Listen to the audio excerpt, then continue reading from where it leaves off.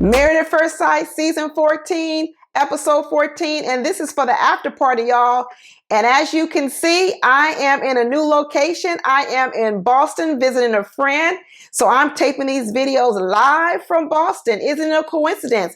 Maybe I'll run into some newlyweds while I'm out here. Maybe I'll go to that psychic and check out that psychic that's out here in near the Boston area, I guess.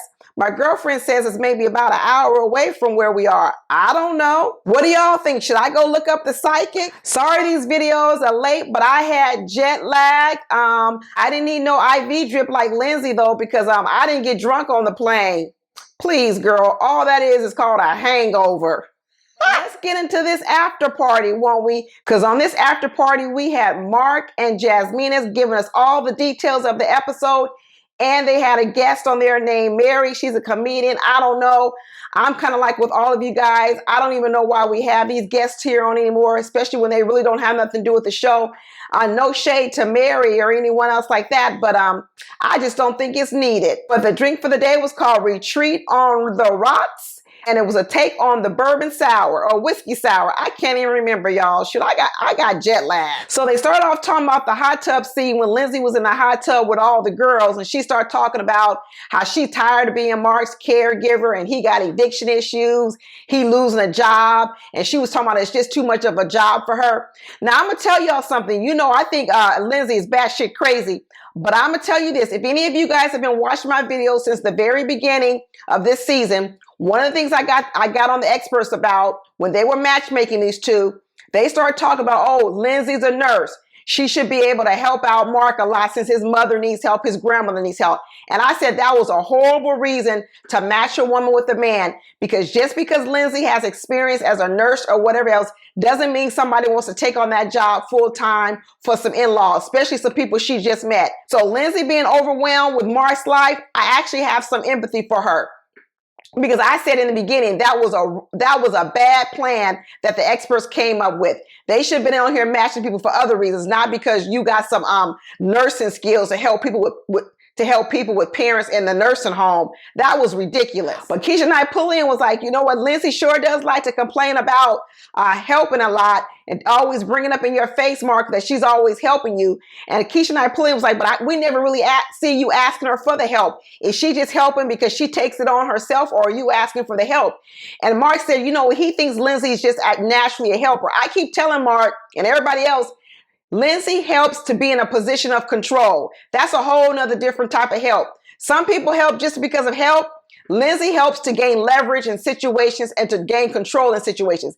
That's a whole different thing. And even the Mary, the comedian that was on the show, she said, yeah, Lindsey's the type of person where she will give you the shirt off her back, but she'll keep reminding you every single day that you're wearing the shirt she gave you. And that summed it up real correctly. Mark just said he wishes that even if she's going to tell the story of how she helps them, he wished she would also tell the stories of how she hurts them. He wants both stories told. He gave a little backstory. He gave a little bit backstory of how she got all bent out of shape over him calling her hyper. And what he was saying was before that scene when he called her hyper, he was saying they was laying in the bed and Lindsey always likes to wrestle. And he said she don't just want to do no playful wrestling. He said she be putting him in headlocks and all kind of position. He says it's just too much. She gets so aggressive. She be twisting his body up and he really doesn't like it. It's what I said. Mark wants to say he was just joking about that comment of calling her hyper, but he did know it was a dig. Now, the reason he digs at Lindsey on those types of situations is because the truth of the matter is Lindsey's already done something to him he didn't like. And Mark then says something to get back at Lindsey. That's true. But what Lindsey doesn't get, which I'll talk about in the Lindsey videos, is she's the one that actually takes the first hit. When they were in the bed and she was wrestling with Mark and poking at him and prodding at him, Mark doesn't like that. He has told her plenty of times, stop poking and prodding at me. I don't want to be licked like a candy. I don't want to be grabbed. I don't want any of this. But Lindsey does it anyway. She keeps saying she's just playing. She wants to be friendly, but it's not friendly. So then what Mark does is Mark says, well, since you hyper, and then he says, oh, well, I'm just being friendly too. And that's what I'm talking about. These two take jabs at each other, but Lindsey is the instigator of it. That's the problem. She keeps thinking she's the victim, but she's the instigator. And even Jasmina had to chime in. He said she's basically saying, Lindsey can dish it, but she can't take it. What have we been saying all season? That Lindsey can dish it, but she can't take it. And Lindsey says, you know, she and Lindsey would talk a lot. Lindsey would call her, and Jasmina would tell her all the time, listen, you are just too much for Mark. You need to tone it down. And you know what Lindsey's response was? Well, that's who I am. And if somebody really liked me, the man who really should be with me, he would be able to accept me as I am. No. You know what? I do these videos, talk about marriage conversations, and that's one of the myths I bring up, that a lot of people walk around talking about people should just accept them for who they are. Nope.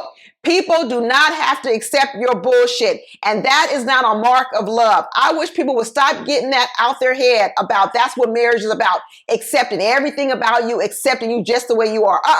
Everybody needs edits. And Lindsey, she needs a lot of edits. Then the interesting part, when they start talking about when Michael and Jasmina went to the psychic.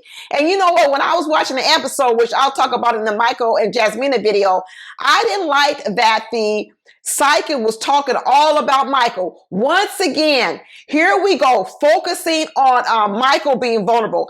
I was really hoping that this psychic was going to start talking about Jasmina, and we were going to get some insight into Jasmina. But once again, we heard nothing about Jasmina. And I know they edited it out because I know they was at that psychic far longer, and I'm sure that psychic said something about Jasmina. In fact, the reason why I know is because Jasmina talked about it. And so what they were talking about was, at first, Jasmina didn't know if she was really all that good, because she was kind of saying things she felt like anybody could say, like, you know, oh, it was love at first sight and these kind of things. Like, she was saying anybody could say that. But then Jasmina said, but the psychic started bringing up people in her life, names in her life, family and different things. And that's when Jasmina said, oh no, she's for real. She's the real deal. But here, that was all edited out. See, these producers and these editors, they want us to have one side of the story. And what we're not getting about Jasmina is, we're not getting those moments of being able to figure out some of her deep, dark secrets. What made Jasmina the way she is. And I wish they would show more of that. But Keisha and I pulled him, and the other lady was like, you know what they really liked was Jasmina was starting to come out of this shell, and she had this hard exterior. And Jasmina was like, damn right, I had a hard exterior. But you know what? Jasmina was grinning ear to ear on this after party, y'all. I'm starting to think that maybe they made it. I'm starting to think that maybe they said yes to each other. I really am getting excited that these two might possibly give this relationship a little bit more time, because like I've been saying, they need a little bit more time. You see how they're starting to blossom. Jasmina is melting. She's thawing, like I used to call her the ice princess. And you're starting to see them both start to meld into each other. And it's really beautiful. And I just think that they need a little bit more time. I still don't like the part about Jasmina where she keeps talking about what Michael needs to do, Michael needs to do, Michael needs to do. And she still doesn't talk about a little bit enough about herself. And I wish you would see what her role in things are. It's all about how Michael needs to do things to make her more comfortable. And I just wish she would look at, well, what are some things that Michael needs from you, Jasmina? That I still think is missing. And I wish she would say, what does Michael need from you, Jasmina? Have you thought about that? Jasmina said she got emotional at the psychic because what she was saying was, in that moment when they were at the table in the episode, she said she got emotional because even though Michael was willing to open up to her, you know, some of the dark corners of his life, she was saying that she didn't want him to feel like he needed to do that on camera. And she thought it was just a special moment that he trusted her enough to do that. And that she just wanted to make sure that he wasn't just doing it for her, but it was something that he also wanted to do. Keisha and I pulled him and asked her, well, where are you guys now at this moment? How are you and Michael doing? And she talked about they're having fun with each other. They're enjoying each other. They're having deeper conversations.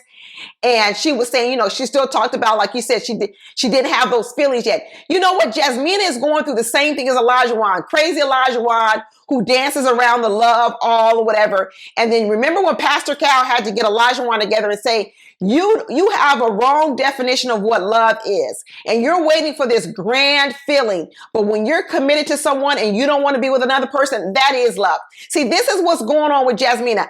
I never agreed with other people that Jasmina wasn't attracted to Michael. I always knew it was never an attraction problem.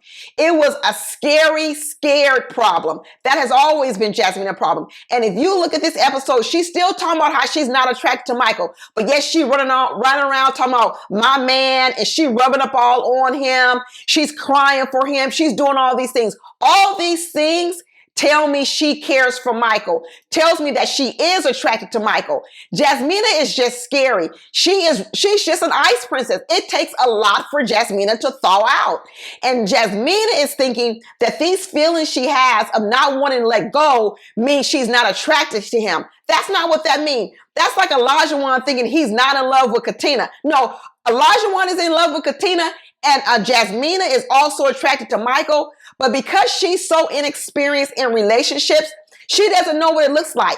This is the same thing that, this is the same problem that Elijah Wan has. When he starts describing marriage and things like that, it's like, where do you get this definition from? Why do you need all that to say that you're in love? It's the same thing with Jasmina. She has no relationship experience. She doesn't have anything to gauge this from. And that is getting in the way of, Jasmina letting her feelings go. When she talks about she doesn't attract to Michael, it's because she's still holding on to it. She's scared. Even when Michael asked her, what would you need for a deeper connection? And she just kept saying, it's a feeling, it's a feeling. Girl, this is from inexperience in a relationship, because you should be able to explain to a guy what you need in order to make you feel a certain kind of way. Because when you've been in multiple relationships, you know what it takes to get you there. Jasmina can't be specific to Michael, because you know what? She's never been in a relationship. So she can't describe what it would take. She keeps talking about deeper connection, That's so vague. That's nothing. What do you need? Hold my hand. Sometimes I look at them, I'm like, kiss already. Just kiss already. They asked Mark about the Chakra Bowls moment, how he liked that with Lindsey. He said he really liked it. It was peaceful and it was calming. But like I talk about in my other video, you know what? I didn't like the way that Lindsey woke up Mark. When you're coming out of a peaceful place like a chakra bowl, meditation, relaxation, a massage, the last thing you want to do is be jolted awake. Oh, there's a spider on you. See, that's what I'm saying about Lindsey. Lindsey thinks everything is funny. That would have irritated me. If I was in a peaceful space and someone decides that they're going to wake me up or bring me out of my meditation mode by telling me there's a spider on me, I'd be irritated. That's not care and concern for me. That's all a joke at my expense. And that's what I don't like about Lindsey. They talked about Lindsey blowing up over that whole thing of when they said that she was who's the most likely to start a fight. And Lindsey gave her whole speech about how she got God in her heart, and she goes to sleep and she sleeps well, and she wakes up she wakes up feeling rested, and she don't give a F what people think about her, because she hasn't given an F about that since she was in high school or college. Her whole little speech. And they were like, Mark, what did you think of that? And he goes, that's pretty much how it always is in a group setting. Ain't nothing new. So I didn't feel any different. So this is pretty much par for the course with Lindsey. At this time, even Stevie Wonder could see that Lindsey got some serious mental issues. I mean, you talk about not ready for marriage. She ain't ready for a lot of things with the type of mental baggage and trauma she's carrying around with her. They start asking Mark, what Keisha and I pull him, asked Mark, well, what are you afraid about of saying no? And Mark said, well, the thing I'm afraid about is saying no on decision day is regretting it and making a bad decision and regretting the decision. And then she said, well, what are you scared about for saying yes? He said, the thing I'm scared about is saying yes is that I'll say yes and nothing ever gets better. And in fact, it might even get worse. And then she asked the same question to Jasmina. She said, what are you scared about for saying no, Jasmina? And Jasmina said, she's scared of not making the right decision and not giving it enough time to really develop. And then she asked her, well, what are you scared about for saying yes? And you know what Jasmina said? She's scared that he won't say yes. There it is right there. If you're not attracted to somebody, and if you don't want to be with somebody, you would not be doing all the things that Jasmina is doing, and you wouldn't care if he said yes or no. I'm telling you, Jasmina is finally in this. And this is why I told you my biggest concern now on decision day is not Jasmina anymore. My biggest concern is, will Michael say yes? Will this be a split decision on decision day, or will they both say yes or both say no? I am so unsure about this couple. I still really hope, though, that they both say yes, and that they just give this a bit more time. I sure hope before decision day comes, we see a kiss or something. I know they held hands, but good Lord, when Michael's pouring out his heart, I don't understand why Jasmina can't just reach over and give him a kiss and a hug, give him a hug and a kiss on the cheek. I don't understand why Michael can't reach out and give Jasmina a kiss. This is ridiculous. I can kiss a stranger on the street. This should be so easy to do. Why can't these two exchange a kiss? They asked Mark if he and Lindsey were still having sex at this point, and he's like, it's difficult. He said when they get in the bed, they go to opposite sides of the bed, and he said pretty much that's his only quiet time. So you know what? Lindsey said he's bad in bed and he's selfish in bed because you know what? Like I said before, Mark is just doing the thank you man, the slam bam thank you man with Lindsey at this point in time. He didn't come out and say no, they weren't having sex, but he says it's difficult. Well, that ain't a no, Mark. So right now, probably what they're doing is they're sleeping together all just to relieve their bodies of adult stuff. So right now, I wouldn't be surprised if Mark is still sleeping with Lindsey just to be doing it, just to go through the motion. But please watch my other videos on the other couples. I'm doing separate videos for each couple. You should see it above my head right now. Go ahead and click on it and watch the other videos for the other couples. Talk to you later. Bye.